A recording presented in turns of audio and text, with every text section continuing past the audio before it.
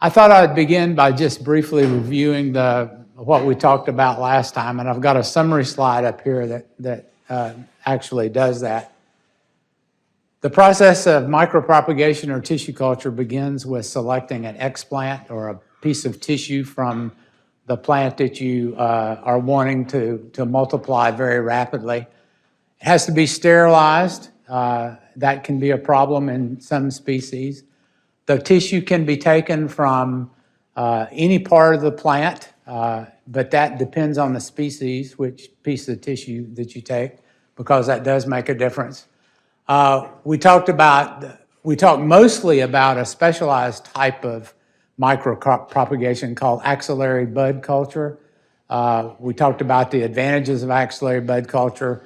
As soon as I get through within the review, we're going to talk about the process of organogenesis, which also gives rise to very rapidly multiplying cultures, but there are some caveats that we have to use with that, and we're going to talk about those in detail. You sterilize your tissue culture medium. The explants placed on the sterilized tissue culture medium, and under the influence of growth regulators are compounds, chemical compounds that mimic plant hormones. The growth regulator that most commonly gives rise to shoot proliferation is the cytokinins, kinetin, benzyladenine, zeatin, 2-isopentyladenine. Those stimulate the lateral buds to grow, the lateral buds on those lateral buds to grow, and within a few weeks you have a very rapidly multiplying mass of axillary buds that continue to break. You can subculture those. You can harvest microcuttings off of those to go on and root, and then you can take the basal clumps, cut those up, put them in more fresh medium. They will go through the process again very rapidly this time. You don't have to go through the whole process from stage one. And then this actually becomes a process of geometric multiplication, geometric progression, almost exponential, but not quite exponential.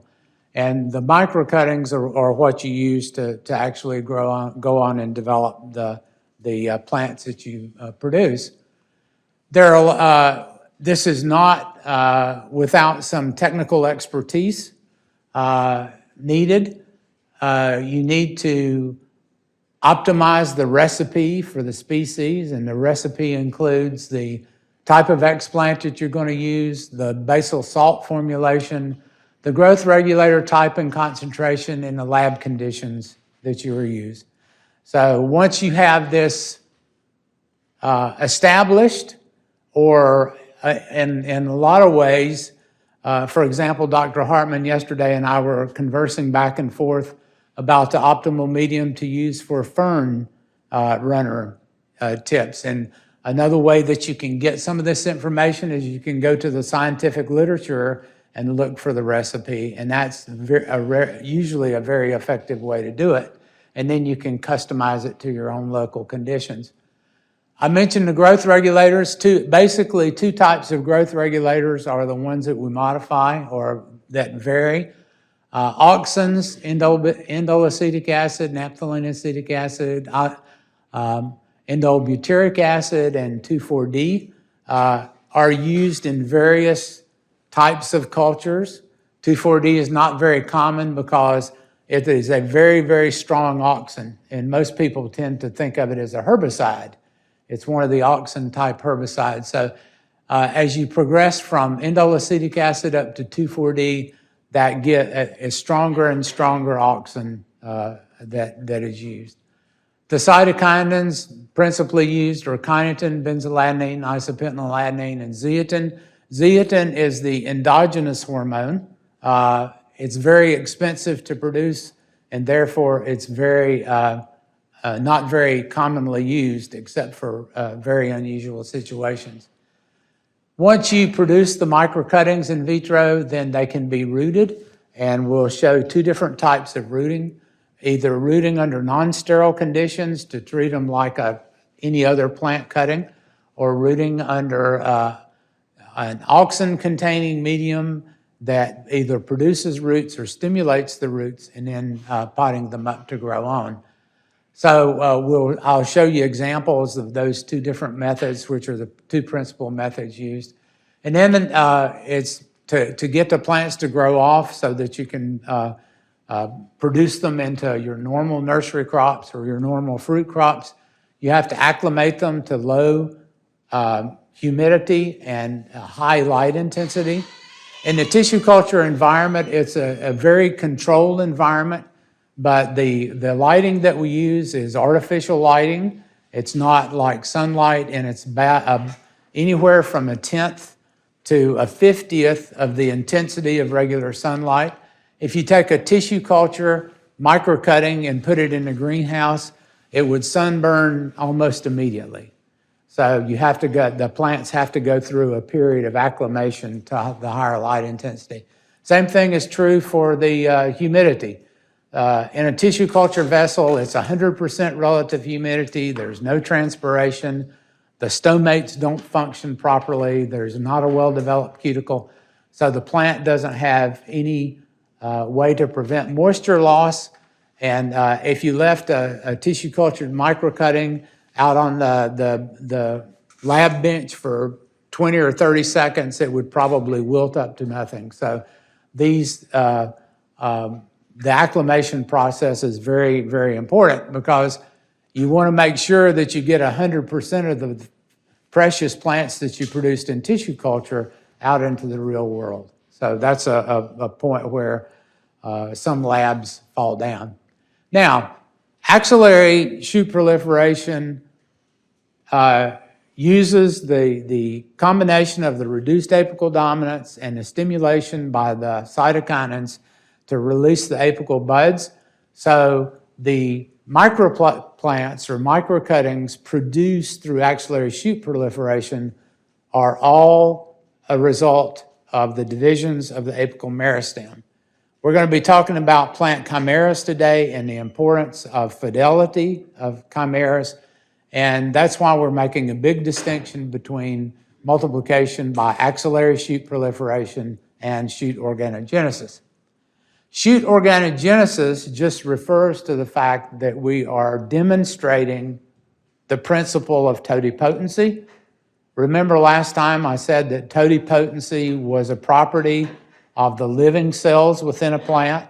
Every living cell has the genetic code embedded within it. Every living cell that's capable of further division or that still has a nucleus has all the directions that it needed to produce the whole plant. So here's an example of an illustration of that. These are tomato cotyledons that, and the reason that we use cotyledons in tomato is because that's one of the preferred microcutting sources in tomatoes. And under the stimulation of the cytokinin, the tomato begins to develop new shoots right at the cut surface and eventually all over the plant. So here we've gone from a system that normally does not have an apical meristem, that is, a cotyledon doesn't have an apical meristem. As a matter of fact, the only way you can mess up a tomato cotyledon culture is if you leave the original apical meristem attached to the cotyledon. The original apical meristem has very strong apical dominance, and it will grow and it will prevent the differentiation of the cells in the cotyledon. There are a lot of different reasons why we use the cotyledon tissue, and I'll address some of those in just a little bit. But this is as an illustration of the process of shoot organogenesis. The organ that's being developed in shoot organogenesis is the apical meristem, and then subsequently the apical meristem produces the leaf primordia and the lateral bud primordia, and eventually the root primordia. So here's one of my favorite subjects, and you're going to hear a lot about African violets or St. Paulia. Here is a very small piece of leaf tissue. In African violets, as it turns out, we can use any tissue of the plant to produce shoot proliferating cultures. We've actually used petals, sepals, root cortex, peduncles, leaves, flowers, the whole 9 yards. We've been able to regenerate plants from any tissue in African violet. So this is a culture that's probably a 1 square centimeter piece of leaf tissue that was put in. And I'm thinking that that's about the size that some of you guys will be using. Sterilized in Clorox and then put on this medium that has equal parts cytokinin, equal parts auxin. And in about 5 weeks, you can begin to see the shoot primordia forming. And within about 12 weeks, you can cut this up and put it on fresh medium, and you can get one of these jars that are completely full of little African violet plants. Now, there are some reasons. This is a shoot organogenesis type multiplication system. It's not an axillary bud proliferation type system, and the importance of that will become very apparent in a little while. Now, once you have these plants produced, once they get to the size of, well, we've actually rooted African violet plants that you can just barely hold with your fingers and put them in the mix. This is what I referred to as rooting under non-sterile conditions. Not very sophisticated, but as it turns out, it's very, very effective. Quite often we get better than 100% rooting in this condition. How do you get better than 100% rooting? Because invariably you can't always singulate the plantlets. Sometimes you have 2 together or 3 together, and so you get all those to root and grow on. This is nothing more than a very fine peat perlite mix. The type that our favorite was called Ready Earth. And you can basically use Ready Earth, or you can use fine vermiculite, anything that will provide a moist environment for the roots to develop. And again, this is under non-sterile conditions. We don't handle it with forceps anymore. We handle it with our fingers, and it can grow on from there. This type of situation, however, is under sterile conditions. And if you get your rooting cultures contaminated, again, you'll have failures in the rooting. This is crepe myrtle, and this is grapevine. So we've done non-sterile, we've done sterile, but again, it depends on the species. I suspect that if we wanted to, we could probably root crepe myrtle like this. We could not, however, root grapevine like this. This is a rootstock grapevine known as a dog ridge. This was one of my undergraduate student projects from a few years ago. This is Isaac Wong's project. So, after the rooting has occurred, and again, it depends on the species, but it's usually varies from 2 to 4 weeks.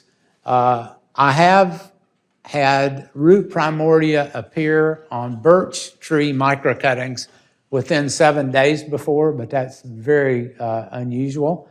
Once the rooting occurs, we start the process of acclimation of African violets in the tissue culture lab.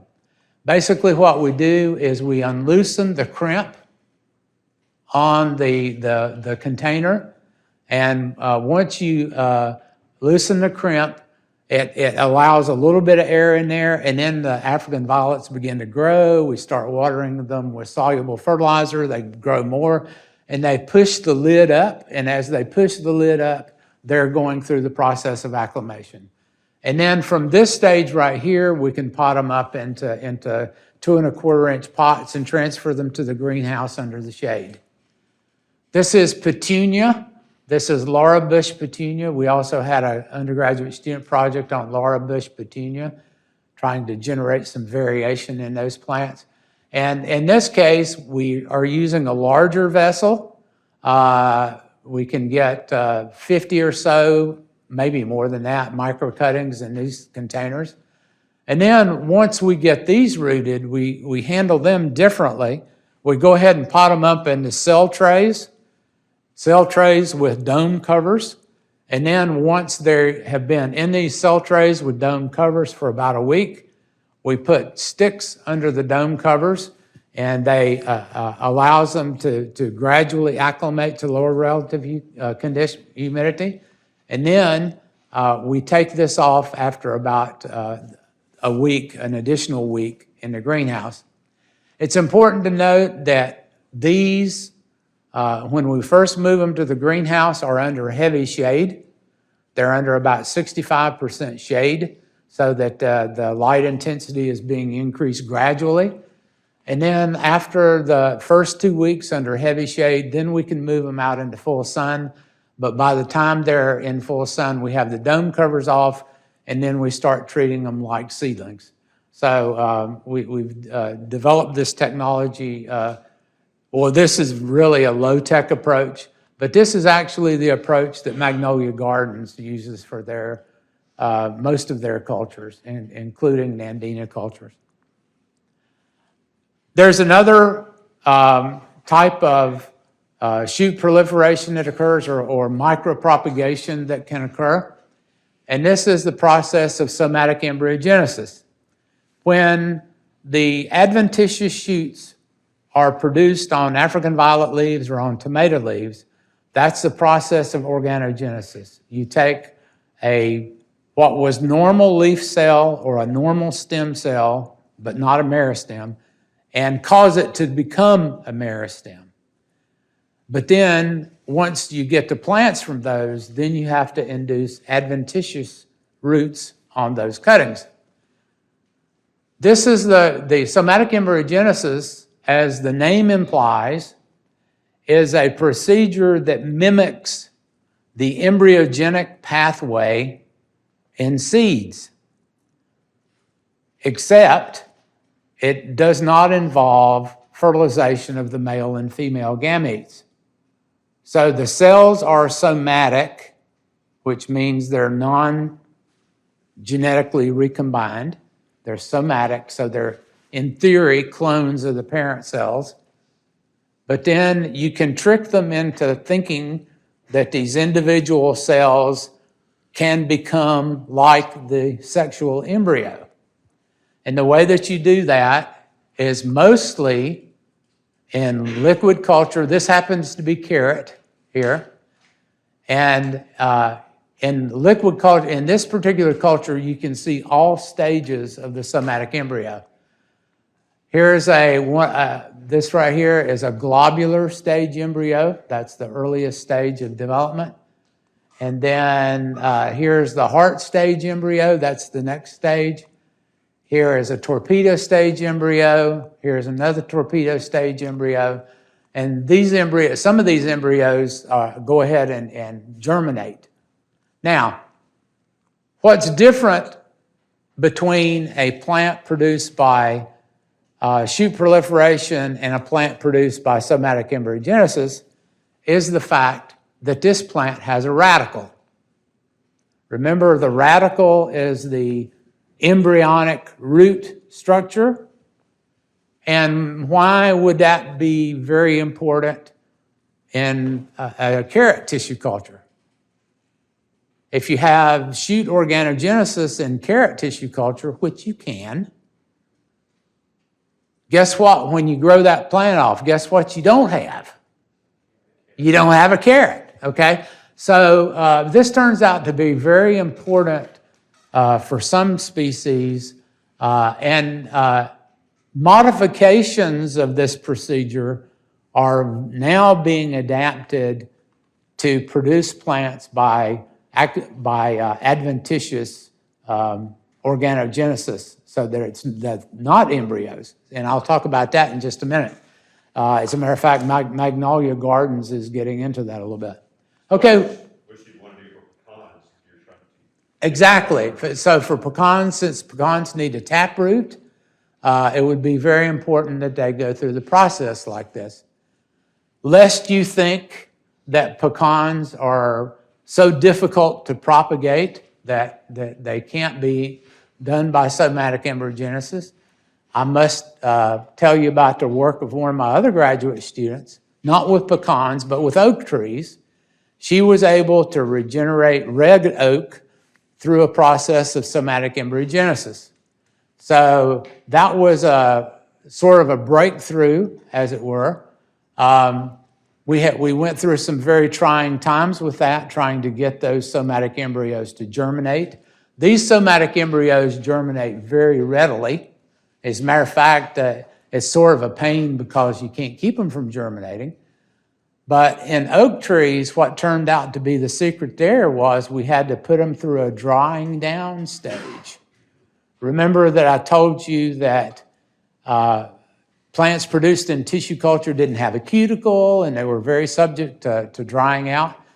Well, as it turns out, that's what somatic embryos of oak trees need. They need a drying cycle. So I don't know quite how we came upon that, but it was really what was important. So this is all typically done in liquid medium. And the way it's started is it usually does not include any cytokinin. It can include substances like coconut milk. Coconut milk has very often been added to tissue cultures because it's a good source of all the vitamins and minerals and everything that growth regulators that a coconut embryo needs to develop. And it tends to be stimulated by very high concentrations of auxin. So this culture, for example, would contain a big dose of 2,4-D.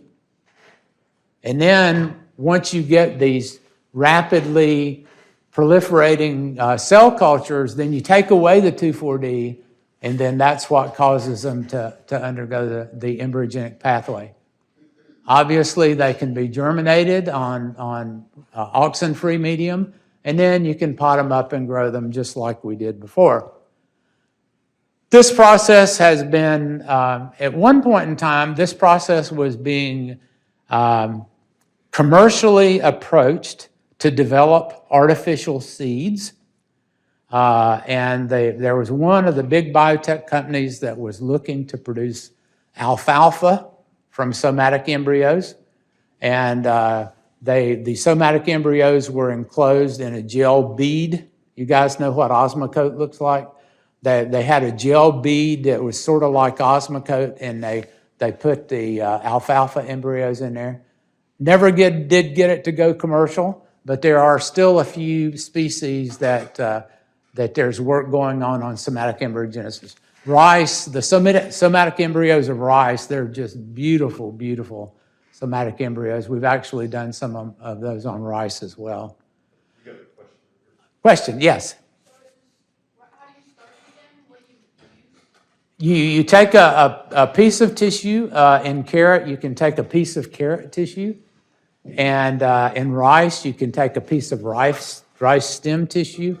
In the oak tree, what we used was the early embryo from an acorn. So then you put it in liquid medium, and it develops a culture that looks kind of like this, which is just clumps of cells growing in the liquid. And that's when it's under the influence of 2,4-D. And then once you grow them and multiply these suspension cultures, then you can take those and then take away the 2,4-D, and that's what causes the embryo to develop. So the embryogenesis tends to be more of an auxin phenomenon than it does a benzyladenine or a cytokinin phenomenon. So here's another case of somatic embryogenesis.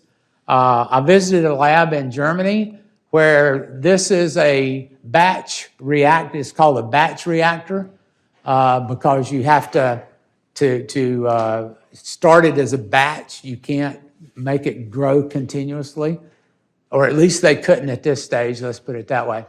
And these are actually somatic embryos of poinsettia. And this is interesting because poinsettia, when you grow the poinsettia from somatic embryos, it makes a single stalk. It doesn't branch at all because the branching effect in poinsettia is induced by an endophytic contaminant known as a mycoplasm. And if you culture them free of the mycoplasm, then they don't branch. So this turned out not to be useful in the case of poinsettias, but it was useful in the sense that you could actually show that you could develop these batch reactor cultures and get them to produce plants. I don't have any pictures because when we went to Magnolia Gardens to see their tissue culture lab, we were asked not to take pictures of their batch cultures. They are using a system similar to this, but a little bit different and a little bit more sophisticated to produce multiplying clumps of various types of ornamental plants.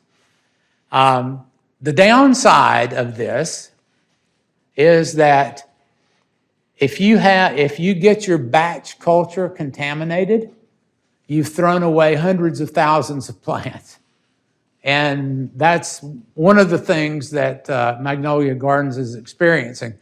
They have a bunch that they've been able to keep sterile through the whole process, but they also have currently have a contamination rate. It's about 1 in 10 or something like that, but that's still too high to make it really economically feasible. The advantage from the perspective of this being a micropropagation system is that once you get a batch culture started, once you know how to keep your conditions sterile, you eliminate the cutters. So you eliminate the transfer hoods, you eliminate all the labor that's involved in subculturing these cultures because you can provide additional nutrients, you can control the pH, you have to sparge oxygen into the medium because the plant cells need oxygen. You can control the temperature, you can control everything, and you don't have to have the labor to keep it going.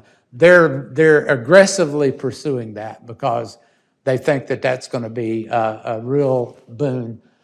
Another thing that's being looked at right now for shoot proliferating cultures is robotics. Go to Google sometime and do a Google search for tissue culture robot, and you'll see that this is happening mostly in Europe, in the Netherlands, in Belgium. You'll see that they're very rapidly developing robotics to be able to take some of the labor out of the process of tissue culture. Not quite there yet, but then I never thought I would see the day that we would have robots picking strawberries, but honestly, we're there now. We're already there with robots picking apples. That happened last year, and that's getting to be pretty commonplace. But robots picking strawberries, I grew up picking strawberries, and I know what's involved. So, but unfortunately, when I grew up picking strawberries, we didn't have cardboard strawberries. Our strawberries were a little... Anyway, that was back in the good old days. Okay, let's talk about a different application of tissue culture, and that's the overcoming the genetic barriers for plants that are sexually incompatible. The case I want to use in point here is the case of the European and the American elm.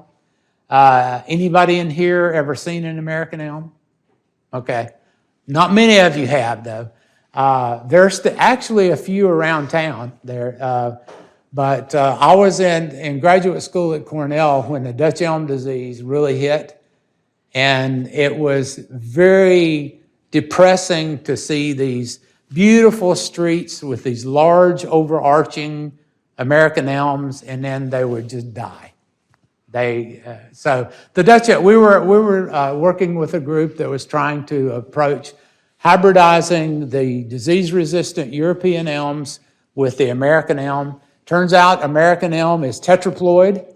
The European resistant elms were diploid, so there was a sexual compatibility barrier there. that they couldn't overcome. And our approach was going to be to do this by fusing protoplasts.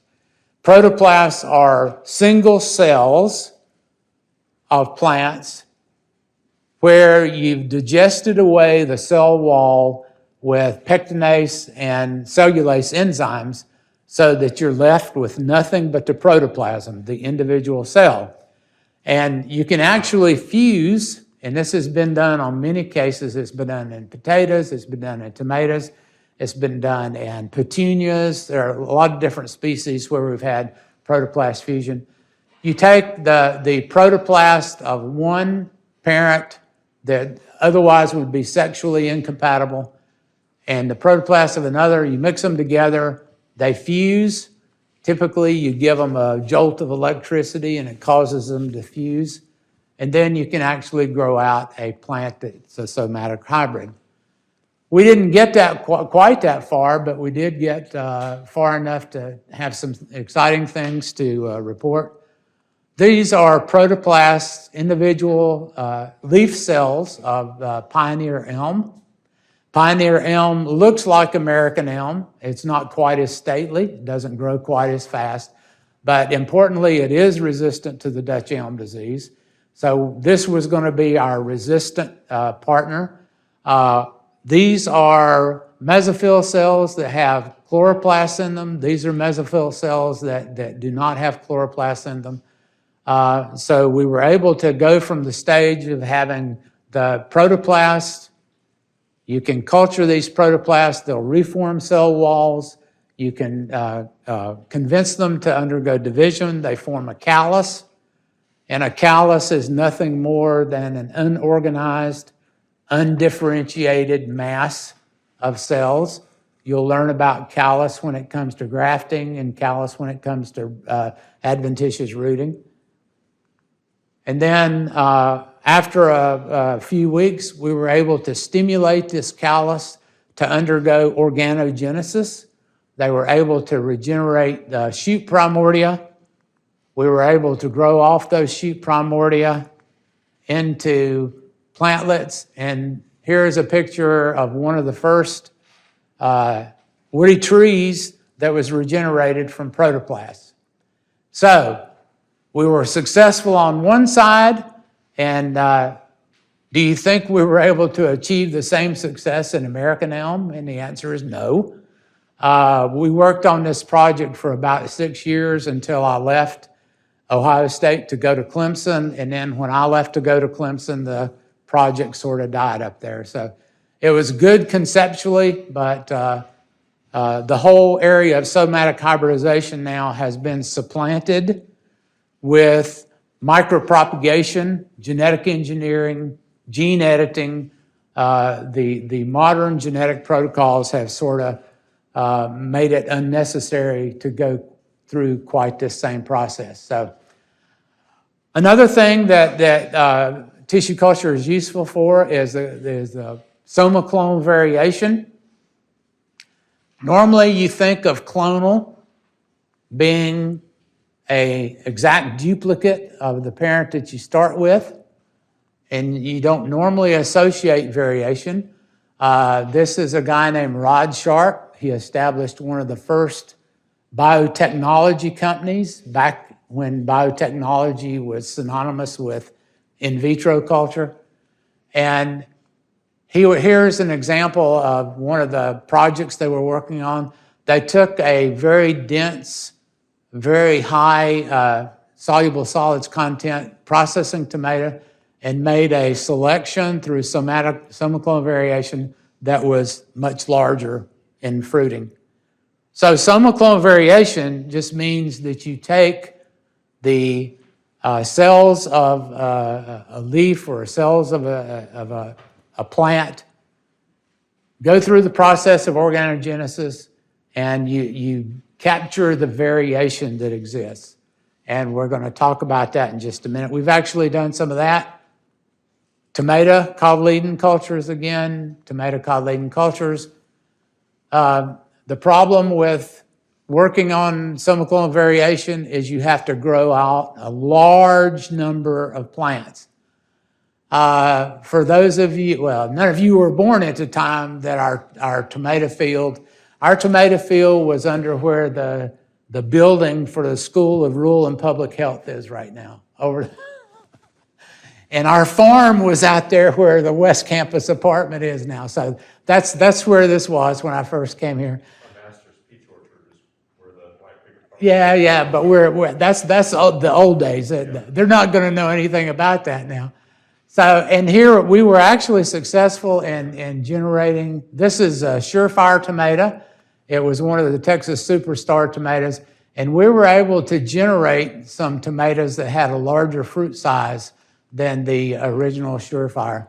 That was used for a couple of years. The good thing about somoclonal variation is that once you generate the parent plants, then a lot of that variation is genetically heritable. So somoclonal variation implies that you're taking a somatic cell and then you're getting your variation and you're using this variation to establish a seed propagating progeny. And so this has been used effectively in sweet potato. It's been used effectively in Irish potato. And I'm going to show you some things in a minute that will give you a little bit more information about this. A chimera, Dr. Hartman will talk a lot about chimeras. A chimera is a plant or plant part in which two or more genetically distinct cells grow adjacent. That means that this jasmine chimera has one genotype that is genetically green, one genotype which is genetically non-green or colorless, and the chimera itself results in a variegated plant. This is a variegated tomato that we produced. This is a variegated or a pinwheel flowering African violet. It turns out to be a chimera. This is a variegated African violet that turns out to be a chimera. So let me tell you, I'm going to have to pick up the pace here because I want to get through all of this.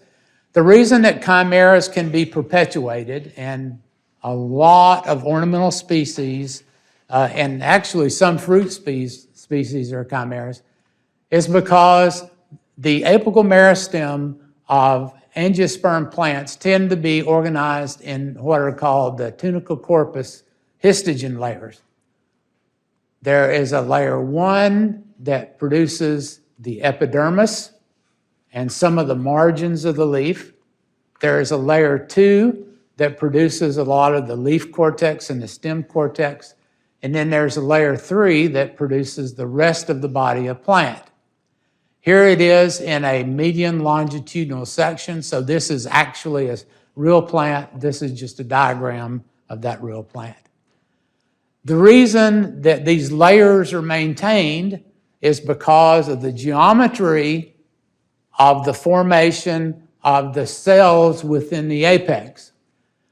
So the cells in the outer layer tend to produce the new cell wall that results from cell division at right angles to the surface, whereas the divisions that occur in the body tend to insert the cell walls parallel to the surface. So that means that these layers stay intact and these layers stay intact, but these layers get all mixed up. So what's this got to do with chimeras? A chimera results when a single cell undergoes a mutation. All that is that when you get a variegated chimera, that just means that somewhere down the line, a plant had a mutation that prevented it from developing chlorophyll.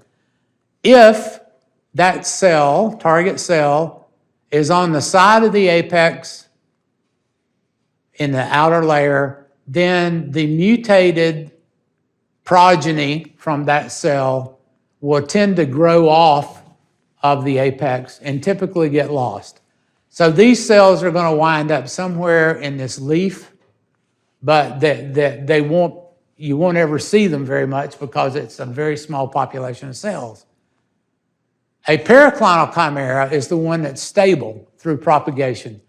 And in a periclinal chimera, the mutated cell resides somewhere near the apex when the mutation occurs, and it produces progeny in both directions in whatever layer it is it's produced. Importantly, that progeny is also maintained in the axillary buds.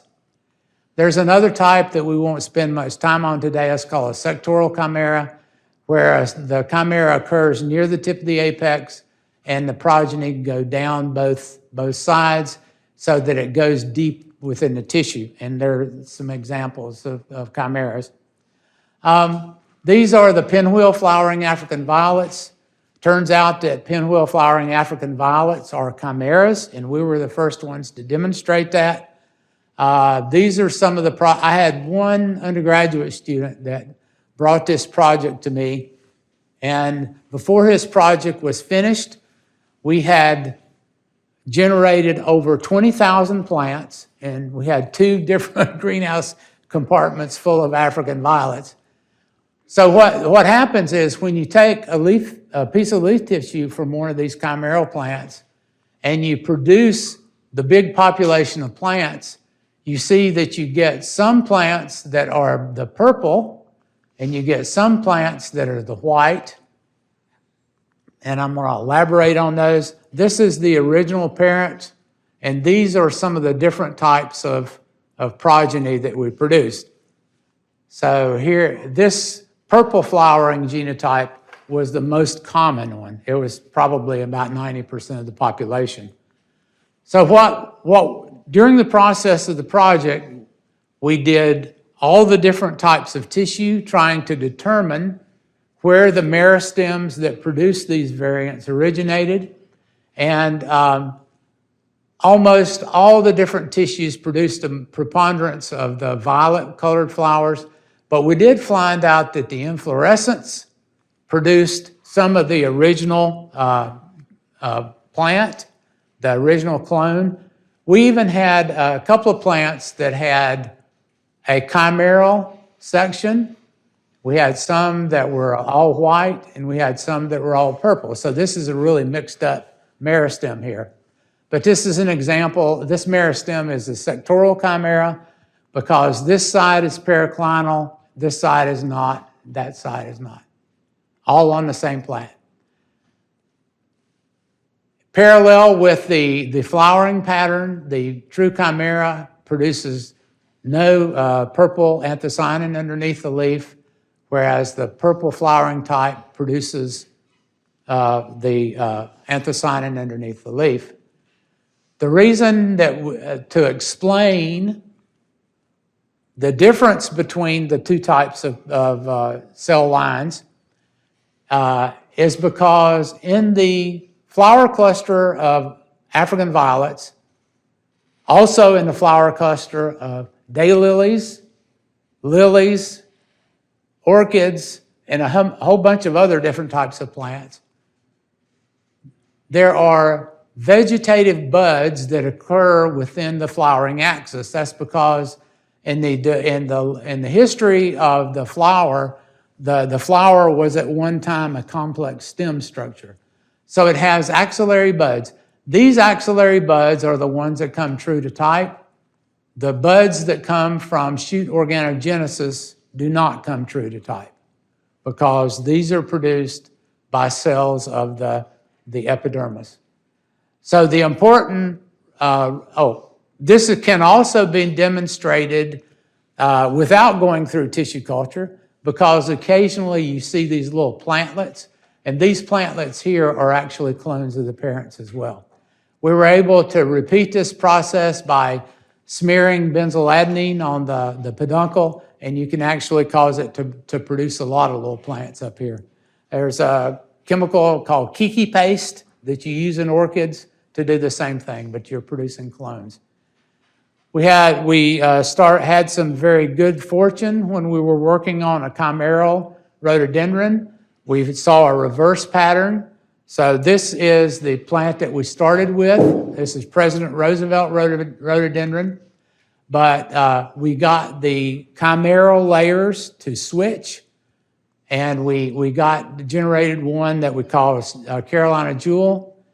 Carolina Jewel was a beautiful plant, but I wanted to call your attention to this marginal leaf burn, and that's why Carolina Jewel didn't make it commercially. Yes? So whenever the chimera does show up, does it pretty much always show up as variegation? No. And that was the point of the whole somoclonal variation thing. A chimera can be a mutation in any physiological or morphological trait. So, for example, there are chimeral blackberries where the epidermal layer is thornless. There are chimeral,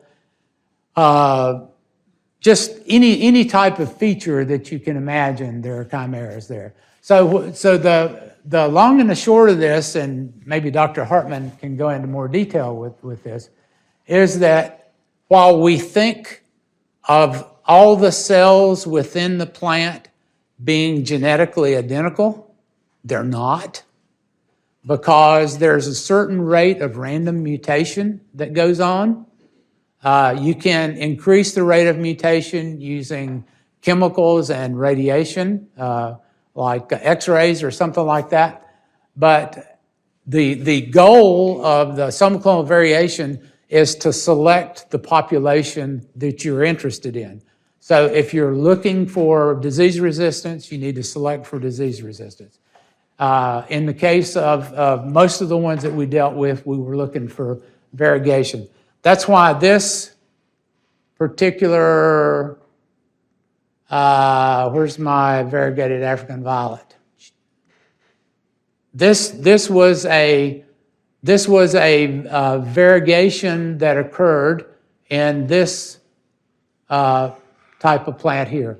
So unfortunately, we were not able to keep those variants stable for very long. We have another beautiful variant African violet that we had for a long time that was totally white when it was growing in tissue culture.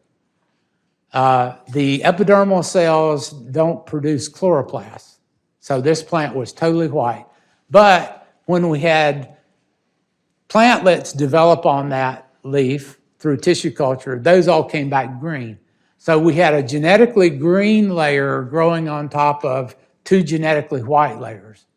But at some point in time, we'll think about this. I don't know how much depth you go into that in the latter part of plant propagation, but the whole concept of chimeras is really interesting. Okay, summary slide. I just told you, gave you a lecture from my senior level plant propagation course that I covered in about 4 weeks and 20 minutes. Okay. Tissue culture application, the primary application is going from one to many in a very short period of time. Under controlled conditions, and if you start off with one that's clean or disease-free, you wind up with ones that are disease-free because vectors can't get to them. All the conditions that the tissue cultures are produced under are controlled, but that way you generate a lot of plants. If you use axillary shoot proliferation, you pretty much get true chimeras, or you get true fidelity of the plants that you started with.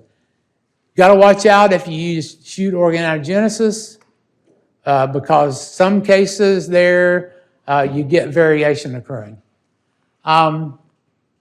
You can generate useful off-types using somoclonal variation.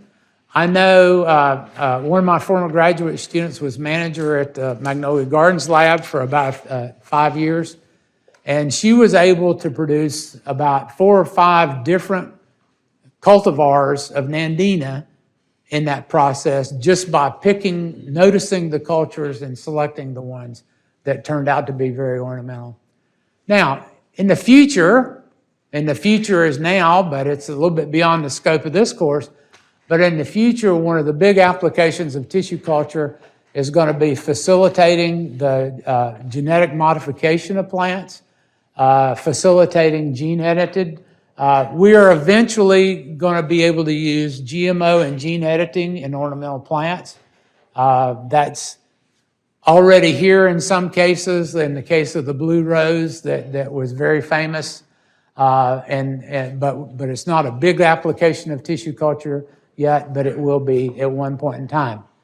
So with that, I apologize for going over time, and I'm sure Dr. Hartman can elaborate on it. And if you all have any questions that you want to ask me, you can pass them through Dr. Hartman or just send me an email, and I'll be glad to reply. Give Dr. Lunter a hand. Thank you very much.